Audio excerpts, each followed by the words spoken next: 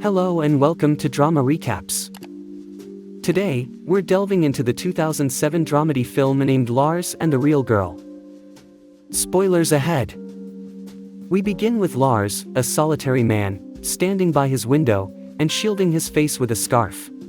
He wraps his scarf around his face, then spots a woman named Karen stepping out of her house. Seeing Karen prompts Lars to hide, but she approaches his door and knocks. Karen invites Lars over for breakfast. He declines, citing church as a prior commitment. Karen suggests he could join them post-church, but Lars hesitates. He opens the door, drapes his scarf around a cold Karen, expressing concern for her unborn baby, revealing Karen's pregnancy. Karen persists with an invitation to lunch, which Lars begrudgingly accepts. Karen retreats to her home and climbs into bed with her husband, Gus, Lars's brother. She shares her concerns about Lars with Gus, but he brushes them off as her maternal instincts are acting up. Later, we see Lars in church, catching the eye of a young woman named Margot who harbors feelings for him. Once the church service concludes, Lars assists an elderly lady with her flowers, leading to a conversation about his lack of a girlfriend. She gives him a flower as a token to give to a potential love interest. Margot surfaces behind Lars and awkwardly attempts to initiate a conversation, revealing that they work together. Lars reacts awkwardly and runs off. Back at home, Gus reassures Karen that Lars is just fine, attributing her worries to her maternal anxiety. Lars's strange behavior continues, however, as he skirts breakfast with Karen and Gus and retreats into the house. The next day, Lars is greeted at work by his colleague Cindy, who remarks on Margot's attractiveness. Lars dismisses the comment with a smile. In his cubicle, a friend shows him a website selling lifelike female dolls, which piques his interest. When Margot approaches Lars and suggests carpooling since they live nearby, Lars evades the interaction by going to fetch coffee for his colleagues. That evening, Lars again rejects Karen's dinner invitation with the excuse of having work, but Karen's suspicions are not easily allayed. She ultimately convinces him to join her and Gus for dinner. During the meal, Gus tries to address Karen's concerns about Lars's solitary lifestyle, but Lars insists he's alright. Gus also extends an invitation to Lars to move in with them, which Lars declines. He asks for his scarf back from Karen, a special scarf made by their mother while she was pregnant. The emotionally charged exchange is cut short as Lars abruptly leaves. The story takes a twist 6 weeks later when Lars receives a call from Karen. Karen alerts Lars that he's received a peculiar delivery, a large wooden crate. Eager, Lars hurries home, closes the blinds, and tidies himself up before heading to Gus and Karen's home. He surprises them by announcing that he's brought a guest, a woman he met online who doesn't speak much English and is wheelchair-bound. Karen and Gus express happiness and support for Lars, agreeing to accommodate his guest in the pink room. The twist is that Lars's guest, whom he introduces as Bianca, is actually a lifelike plastic doll. The sight of Bianca leaves Karen and Gus startled. Nonetheless, Lars treats Bianca as if she's a real person, claiming she's a missionary on sabbatical. Despite the shocking situation, Karen and Gus humor Lars, and Karen prepares a meal for them.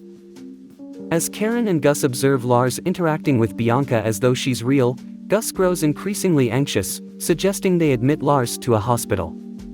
Karen manages to calm him down, insisting they should play along with Lars's delusion. Lars shares Bianca's alleged backstory. She's of mixed Danish and Brazilian heritage from the tropics and lost her luggage and wheelchair en route. When Lars requests some of Karen's clothes for Bianca, she reluctantly agrees. Gus and Karen continue to feign belief in Lars's narrative. After dinner, Gus helps settle Bianca in the pink room, a room that once belonged to their mother. He reassures Bianca that she can reach out to him and Karen if she needs anything. However, Gus remains deeply troubled by Lars's behavior and, together with Karen, arranges an appointment with Dr. Berman, Dagmar, for Bianca, suggesting it's for a general health checkup. Lars agrees. Meanwhile, Gus discovers that Bianca was ordered from the same website Lars's co-worker had shown him earlier. The couple hope that Dagmar, a psychologist, can provide insight and help for Lars. Gus worries about their community's reaction, but Karen emphasizes that their focus should be on Lars's well-being. The following day, Gus drives Lars, Karen, and Bianca to Dagmar's clinic. At the clinic, Dagmar plays along with Lars's delusion and performs a checkup on Bianca, advising Lars to bring her in weekly for treatment. In a private conversation with Dagmar, Gus insists that Lars needs to be institutionalized, but Karen argues against it, sharing a traumatic experience involving her uncle. When Gus blames Karen for not taking her initial concerns about Lars seriously, Dagmar intervenes. She reassures them that Lars is not psychotic or experiencing a genetic issue but is instead manifesting a delusion, a form of communication. Dagmar advises them to go along with Lars's belief in Bianca's reality, a suggestion that initially meets resistance from Gus. Karen agrees, and although Gus is worried about potential ridicule, they decide to support Lars through this difficult period. Upon exiting the doctor's office, they notice a child has taken a seat on Bianca's lap, furthering Lars' belief in Bianca's reality. As they return home, Karen and Gus attempt to integrate Bianca into their lives. Karen even offers Bianca a cup of coffee. During breakfast, Gus tries once more to dissuade Lars from his belief in Bianca, but to no avail. Lars thanks Karen for breakfast, wishes Gus well, and heads to work, leaving Karen and Gus in contemplative silence. At work, Lars is presented with an invitation to a party by a colleague, Cindy. Margot, another colleague, learns of Lars' intention to bring his girlfriend to the party, responding with slight frustration and asserting she will also bring someone. Back home, Karen and Gus seek advice from their community's elders, including Reverend Bach. The elders initially express disbelief over Lars' situation, but ultimately, they decide to accept and support him, led by the persuasive Mrs. Gunner.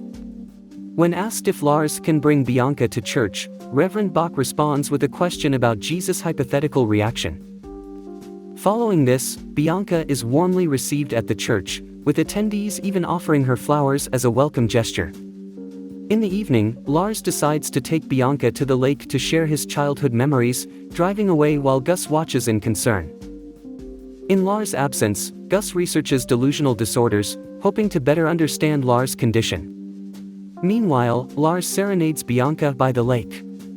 After some days, Lars and Bianca return to Dagmar's office, where Dagmar emphasizes the importance of Bianca's rest and the necessity of additional information about her history for her treatment. Lars shares a fabricated backstory about Bianca's parents, who he says died when she was a baby. In a poignant moment, Lars and Dagmar discuss loneliness, drawing parallels between Lars' feelings and Dagmar's own experience of losing her husband. This conversation allows Lars to reflect on his own feelings of isolation. Meanwhile, Gus finds himself explaining the difference between a delusion and a hallucination to his colleagues, a delusion being a false belief, and a hallucination being a false perception. This encapsulates Lars' situation, a man entrenched in a deeply held delusion that Bianca is real. In a following scene, Karen and Gus take on the peculiar task of bathing Bianca. Gus openly questions their actions, struggling to understand why they're going to such lengths for Lars' delusion. Karen merely laughs and walks away, implying her acceptance of the situation. During a later therapy session, Dagmar inquires about Lars' relationship with Karen. Lars admits that he struggles with physical contact, specifically hugging. When Dagmar attempts a touch test, starting with gentle touches to his arm, Lars panics when she places a hand on his face, abruptly leaving the session. Later, Lars attends Cindy's party with Bianca in tow. The guests, having been informed by Margot about Lars' condition, play along with Lars' delusion, even praising Bianca, to Lars' joy. However, seeing Margot with her boyfriend Eric unsettles Lars. The next day, Lars reads a book to Bianca, and afterwards shows his parents' grave. In a subsequent session, Dagmar makes progress in helping Lars cope with physical contact. When she brings up Karen's unborn baby, Lars reacts with intense distress, revealing a painful memory of his mother dying during childbirth. Dagmar guides him through calming techniques. Lars then takes Bianca shopping, further integrating her into the community. The salon owner even suggests Bianca come in 3 times a week. This acceptance of Bianca, even Mrs. Garner suggesting Bianca volunteer at the hospital, brings Lars joy, but also concern as Bianca starts to develop her own life. During this period, Gus battles guilt, blaming himself for Lars' delusion due to leaving Lars with their father at a young age. Karen offers comfort, reminding him that they're both doing their best. Back at work, Lars struggles with jealousy seeing Margot laughing with Eric. His emotional turmoil continues at home when Mrs. Garner dresses Bianca for her volunteer work. Lars argues with Bianca, surprising Karen and Mrs. Garner. After the incident, Lars vents to Karen that no one cares about him, to which Karen passionately counters, explaining that everyone's acceptance of Bianca is a show of their care for him. That night, Lars takes over the responsibility of putting Bianca to bed from Gus. The following day, Lars meets Eric but can't hide his discomfort. In a subsequent therapy session, Lars reveals to Dagmar that he proposed to Bianca but was refused. Over time, Lars' attachment to Bianca begins to cause conflict. He takes her to the woods after a supposed argument. Meanwhile, back home, while Karen is painting furniture for her baby, Lars talks to Gus about adulthood, which Gus finds a difficult topic to navigate. Continuing the narrative, Lars once again presses Gus about the meaning of adulthood. After some hesitation, Gus explains that adulthood is about responsibility, caring for one's family, and working hard. In a moment of vulnerability, Gus apologizes to Lars for leaving him alone in their youth, and Lars accepts the apology with a smile. The following day at work, an incident with Margot's teddy bear reveals that she has broken up with Eric. When Lars consoles her, she confesses her fear of being alone and invites him to go bowling. Initially, Lars refuses but then accepts the invitation.